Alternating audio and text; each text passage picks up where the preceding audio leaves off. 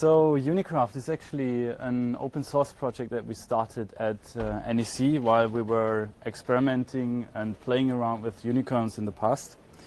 So I'm also from that research lab where I'm coming from. So it's in Heidelberg, based in Germany. And I'm a senior researcher there and also the lead maintainer of that open source project.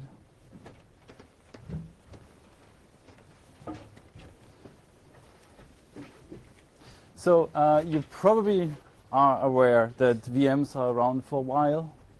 And they were really good in features like consolidation, migration, and isolation. And then this hype of containers happened and they became much more popular. People use them now and they're actually pretty great.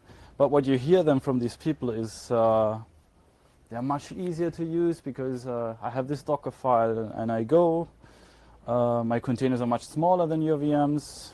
My VM usually is 10 gigabytes, but my container is just 100 of megabytes.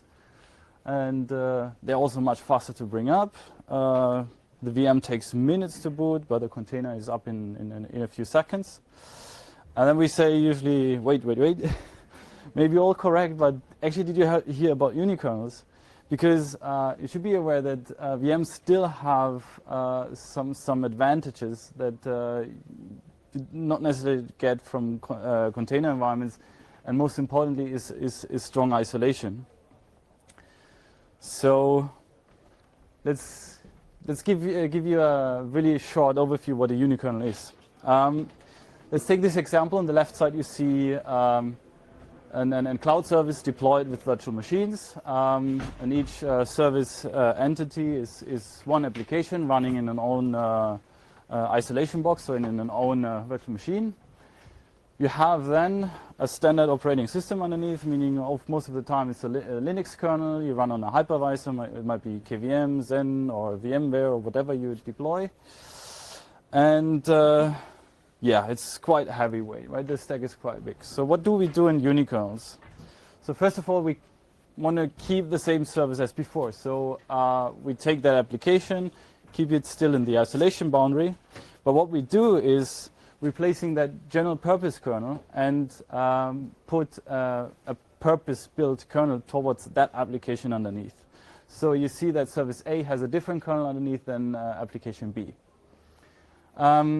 That whole thing is a monolithic binary that contains just a few kernel layers and the application, and also only features that the application needs.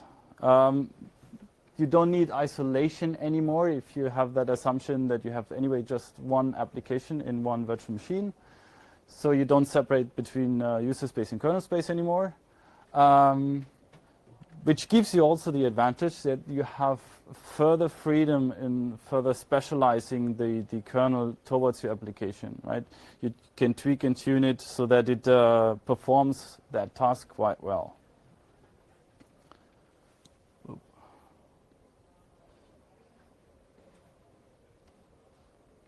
So the gains that we found with our previous research doing that, mainly coming from network function virtualization space, is fast instantiation, destruction, and migration times in order of tens of milliseconds, a really low memory footprint of few megabytes of RAM.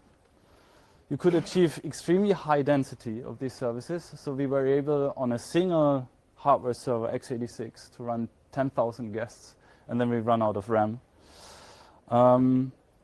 We could achieve high performance by just using a single guest CPU, so we're easily able to cope with 10 or 40 gigabits network throughput at that time. So it's kind of, that number is already 2-3 years old, but even there I demonstrated already how fast this stuff can go. And last but not least, you have also a reduced attack surface because you have the argument that you have much less components in a unikernel, and next to it, the strong isolation that is provided by your hypervisor environment. So what I want to do is give you just a few graphs, to demonstrate what we found there from our research work.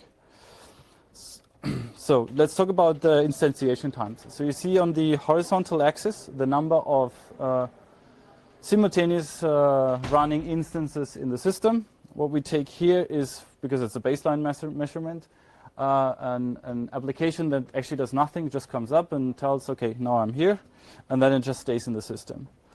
And on the vertical axis, you see the instantiation time of the nth guest that was created. And also, please aware, this is a logarithmic scale. So we start with that application as a standard Linux process, and we get numbers like 0.7 to 10 milliseconds of creation time if we create like 1,000 on the machine.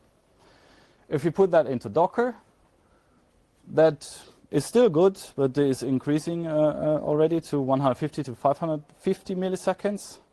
But if we take now a standard VM, so let's say just debootstrap Debian, and then wait until the application is up, it's especially if there are lots of VMs in the system, that time goes up to 82 seconds.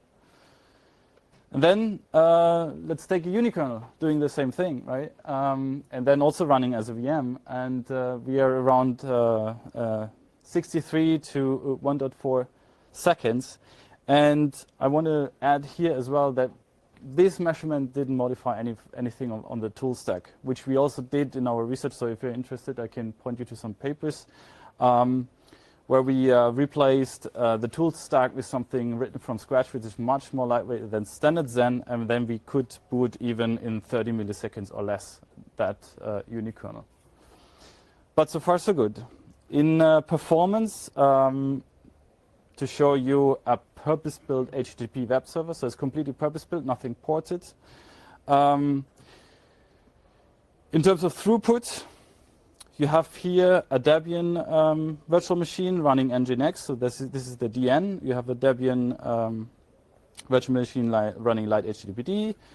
The T means here it's Tynix, which is actually a small compiled Linux kernel, then just running the process directly from the init RAM disk. They're all getting one CPU assigned, and the same amount of RAM assigned. I think it was 512 megabytes or something, and the file system is served from RAM disk if there's any. So in terms of throughput, you see here not that much of an advantage as soon as we go more up to parallel connections, because the bottleneck here is the actual hardware NIC, because you have so many offloading features in the meantime, like segmentation offloading and so forth. The interesting part is dealing with requests per second. And the yellow part is actually our Unikernel, and we are 6 times faster with the same resources in that virtual machine environment. Just being extremely purpose-built to that use case. So, application domains. So Unikernels you can actually have in a wide, big area and fields, and it is also that we found that the properties that Unikernels give you, each use case makes use of a different set, let's say. So what do we have? We have actually fast migration and destroy time. There we would go in something like reactive NFV, so imagine web servers that just pop up when your request is coming into your server, or serverless, or Amazon Lambda, and you know these kinds of things. We have extremely high resource efficiency, also good for serverless. If you consider you have high consolidation, lots of serverless tasks on a machine. IoT and mobile edge computing, where you go into an area where you have more resource-constrained devices that host your services on the edge of the network. High performance, really important for network function virtualization, also mobile edge computing. And then mission critical, because we have a lower attack surface, potentially we would have a cheaper verification, which is then getting interesting for even industrial IoT cases or even automotive. And you may ask here now, so this is all great, so we have similar speed and size as containers or even less. We have then even strong isolation and security, but why is not everybody actually using it? That's a bit weird. And the problem is actually the development of these Unikernels. So each of these highly optimized Unikernels is, until now, a manual task. it takes really months or even longer. So if you, let's say, have the target to create a web server with the Unikernel, you start developing here, then a driver there, and then you choose a hypervisor where you want to support it, and then you make use of of some specialization features so that it runs quite well on that platform. And then somebody else comes along, cool, but now I want to run it on KVM, and you're like, okay, I can start from the beginning because you have different drivers, you have a different virtualization environment and so forth. So it's a throwaway in the end, right? So then even imagine you come now with a different application like a database server or something, you start the whole process again and again. And that's, in fact, not something you actually want in a more production environment. So, and this is where we come along with Unikraft, where we actually want to provide a bit like a unikernel build framework. So the motivation that we set us is we want to support a really wide range of use cases, meaning also supporting wide range of specialization techniques or whatever you want to do in your unikernel environment. Meaning also to us, probably don't know what the end users actually, or the unikernel developers actually using for optimizing his use case. So we should be open also for that and not dictate any design decisions. We want to simplify the building and optimizing process, simplify porting of existing applications. So most applications luckily use something like, for instance, the POSIX API. So that's a good SharePoint. And then also for lots of these unikernel projects to get rid of this throwaway argument or a problem, we want to have a more common and shared code base for all these unikernel projects that they can just reuse. And with one compile, we want to also support different hypervisor and CPU architectures. And this is actually Unikraft, where we use, it's a quite well-known concept, like where we say everything is a library, but in our case also OS functionalities are libraries, and we provide multiple implementations for schedulers, for instance, or memory allocators. And Unikraft actually consists of two main components. One is the library pool, and the other thing is the build tool itself. So let's give you an overview. In the library pool, we distinguish actually into three types of libraries. One is the main libraries, which are kind of independent of actually any target execution environments. This could be network stacks, this could be file systems, scheduler implementations, libcs, drivers, and so forth and so forth. Then we have the libraries that are specialized for an hypervisor execution environment like Zen or KVM or VMware or whatever you want. And then architecture libraries that is like the last piece of missing pieces for implementing CPU requirements for your unikernel. So you take or you create or build your application, select and configure the libraries you want to use in that case, type make, and the build system is then creating you multiple unikernel images, each fitted to or specialized to the target platform that you want to running on. Also, what I need to add here is that the system is also built so that you can come and replace libraries in that pool or even add your own libraries to it as well. Let's say, one might say lightweight IP is a nice network stack because it's small, but it doesn't give me all the TCP features that I need for my application, so I'd rather get for something big. Would like to run a ported BSD network stack, so then he would select a different network stack, or maybe he has an own written network stack, so he would just take his library instead. An example system, imagine you have a Python script that you want to unikernelize. You would just select a language environment. In this case, this would be MicroPython coming from the embedded world, network stack, VFS, and whatever you need. And you get your Unikernel just running, executing your Python script.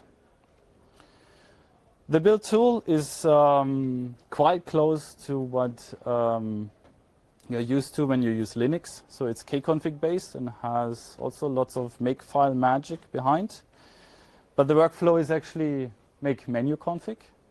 Then you see like, different options where you can then start selecting the libraries that you need, configure them, choose your target platforms. And afterwards, it's just a simple make, and you have your images.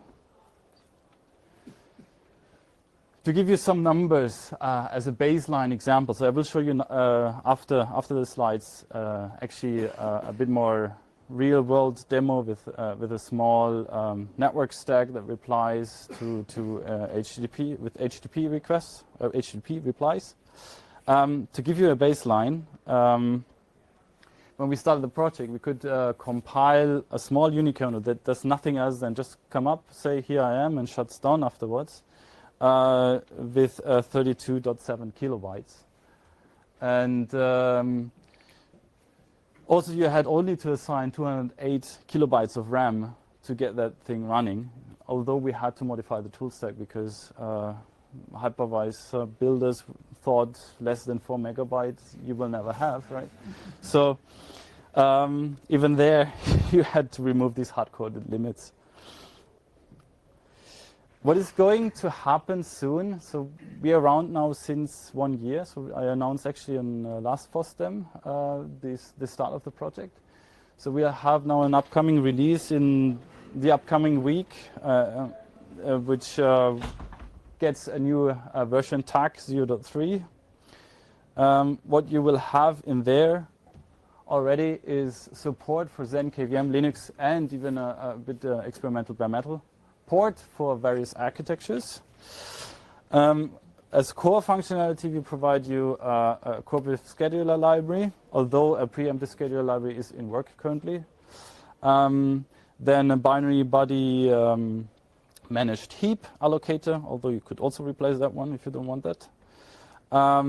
We have pretty new in that release networking, which is where we introduced an API, which is pretty close what you may know from Intel DBDK.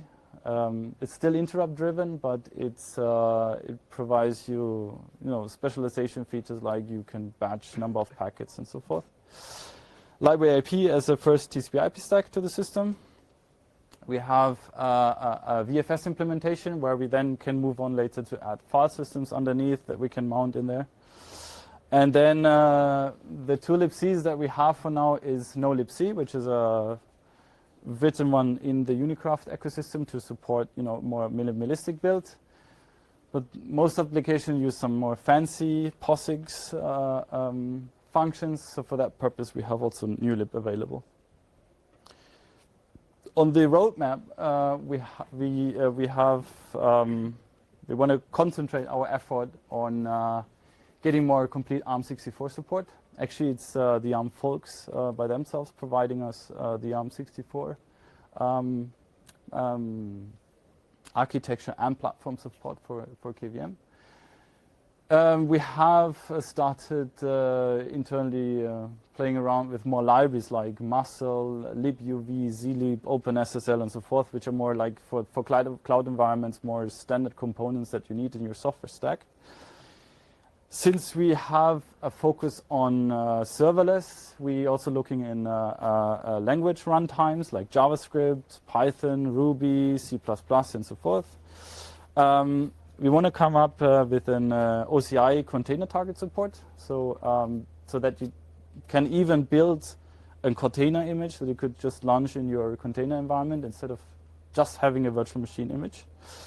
File systems, we come up with first of all with an in-RAM file system, but then also with block drivers to support actually reading something from virtual disks or 9PFS actually. Then network drivers, since we have VirtIO for now only, we have in the pipe Zen with NetFront, and for the Linux target a tab driver.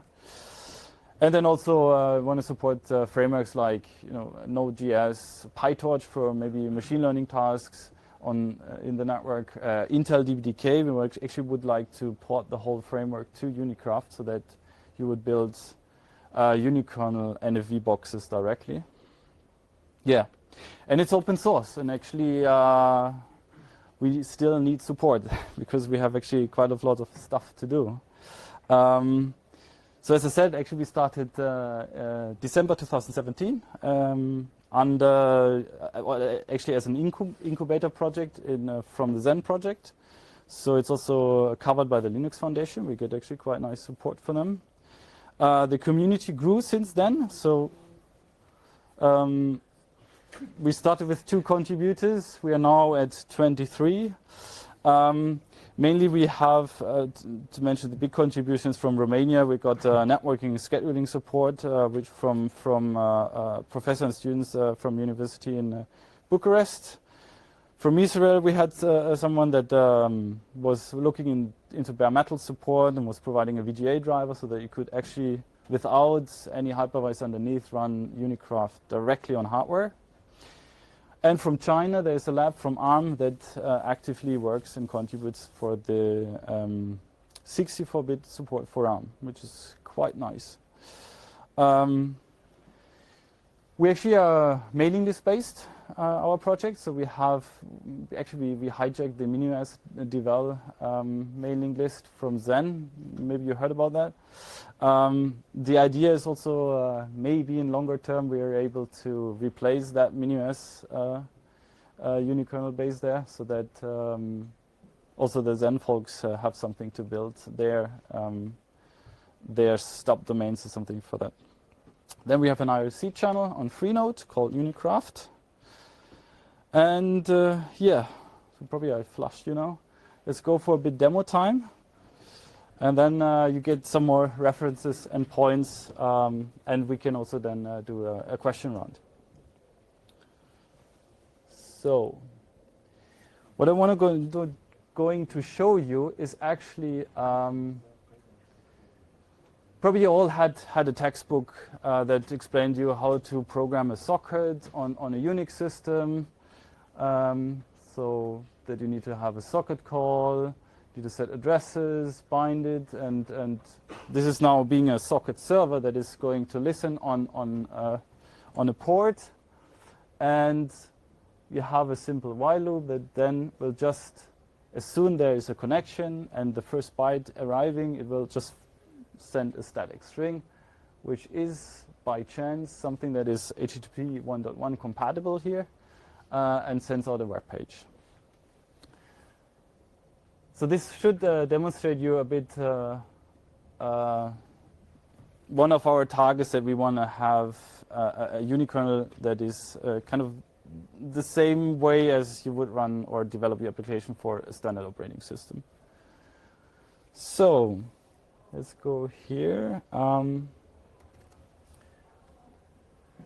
You have here main.c, this is the program. You have a make file that I can show you, that looks like quite similar to a Linux external Linux kernel module. So you get another make call invoked that then kicks in the Unikraft build system, and then you have a makefile.uk, which actually describes for Unikraft which modules do you have, or actually which source files do you have, and so forth. Which adds actually just main.c to the build and registers a library, which we call here now app HTTP reply. So, and if we type make, I did make already. Let's do clean so that I can prove you it builds.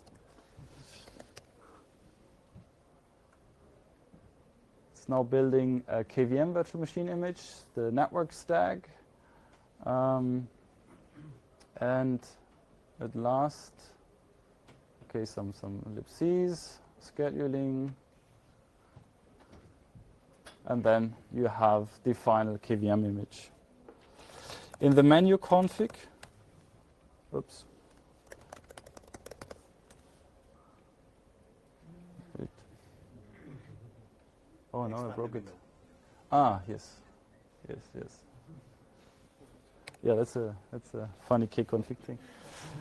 So you see here you have a menu for architecture selection. So I built it now for x86, but you can choose also other architectures. Platform is like 110, KVM, and so forth. Although we have only networking support on KVM for now. On the libraries, you see here's library IP. We could go in here and select features in there. We could even build a network stack without TCP support. It's actually funny to call it then still TCP IP stack. And so forth, right? You see it's quite of libraries are in there. We have some build options. And that's it, right? And if I run that now as a KVM guest, so do you see that line? Or maybe I move up the window a bit. I load the kernel image. HTTP reply KVM. And I need to attach it because it has networking to a network bridge. Wonderful. I have mistyped here. So now it's up already. You see, it was going through the virtual BIOS, was loading the image. This is still QEMU. And then from this point on, it was the Unikernel. It found its network device, brought it up, and then the DHCP server in background replied with this address. So what we can do here now, we can ping that host. 172. So let's see the response. That you believe me, I will kill now the guest. It's not responding anymore. Nothing happens.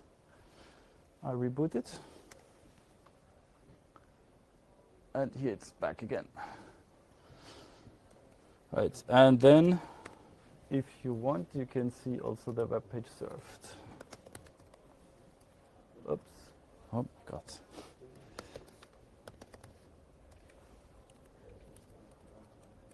I think next time I will clone the screen so I see the console here too. Wait, proxy configuration.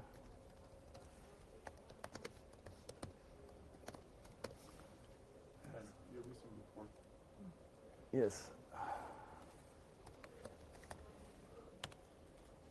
So it got served, and it's that string that got sent. Right.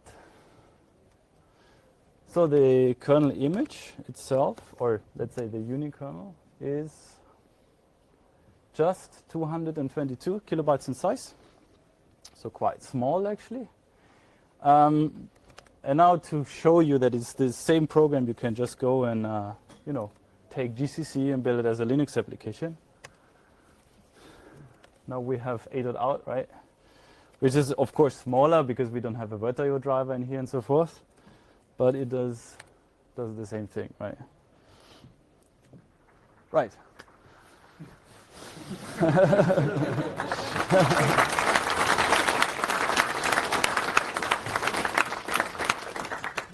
So, open for questions, if we have a bit of time. Yeah. I'm wondering, you have I understand the isolation guarantees and stuff. I'm wondering if just sort of operationally there are additional challenges to monitoring and operationalizing a unikernel. So yeah, that's actually a good question because the thing is, it depends what you build into your unikernel, right? You could say do it as minimalistic as possible, which is actually our main target. But then you don't have like a shell or something in there anymore, so you can't SSH into it. So you're kind of forced to use the tool that the hypervisor environment provides you. But at the same time, we could still say, and it's also what we have a bit in our mind on the agenda, it's not written actually, is to provide a library that gives you kind of remote access, maybe with a REST API or whatever, so that you can even look what's going inside, what's happening inside the unikernel.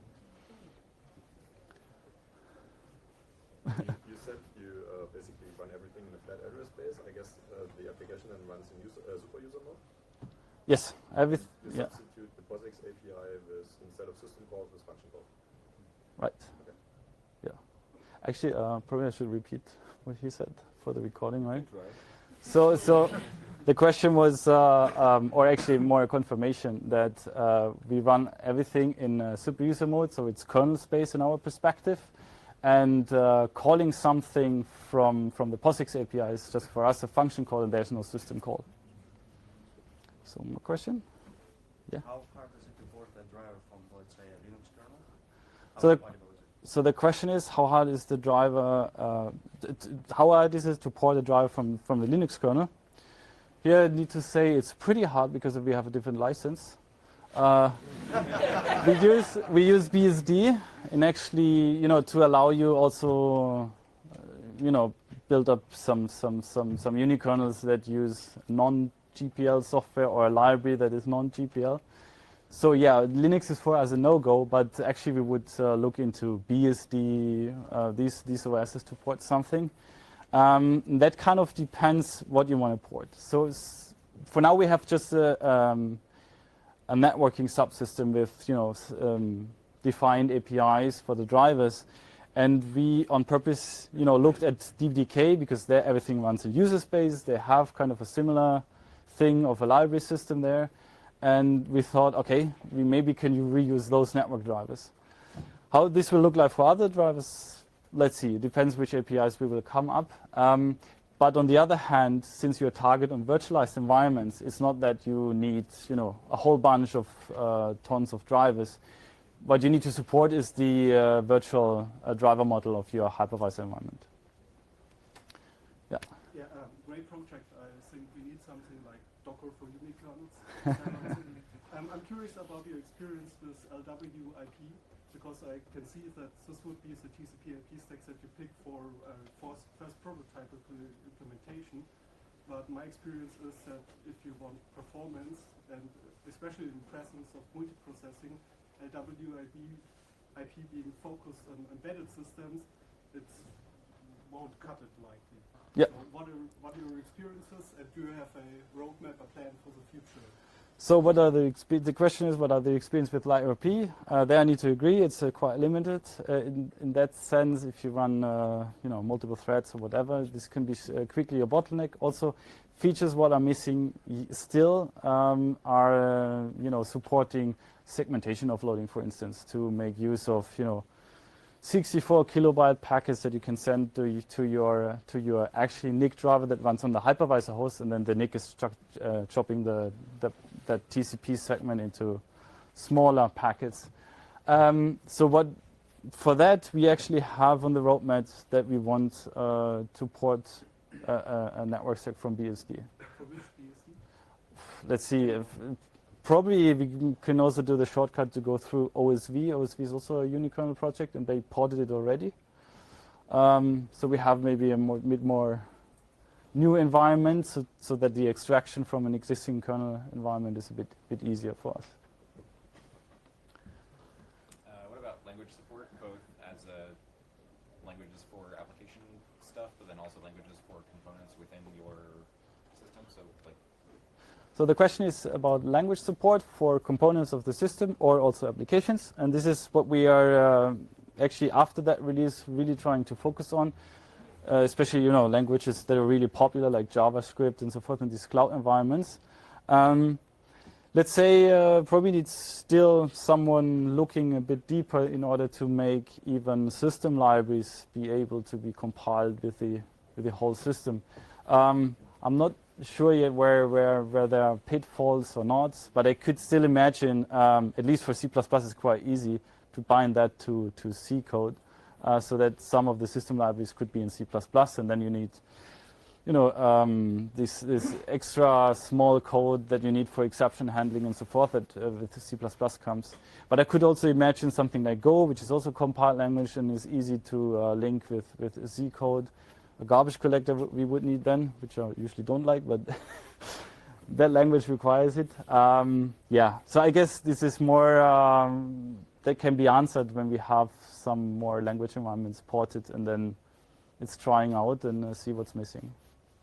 And are you aware of active efforts in the community to do So we just started with Python. So we actually took the MicroPython project that is down there and got a nice Unikernel running Python programs running. We also looked into V8, which is the Node.js JavaScript engine. There we're still missing some POSIX functionality to get it actually working, but I think probably this year we might be able to reach that point. And also, you know, Ruby, we have a student that is interested in porting Ruby to it, so we need developers. So yeah. Okay, thanks.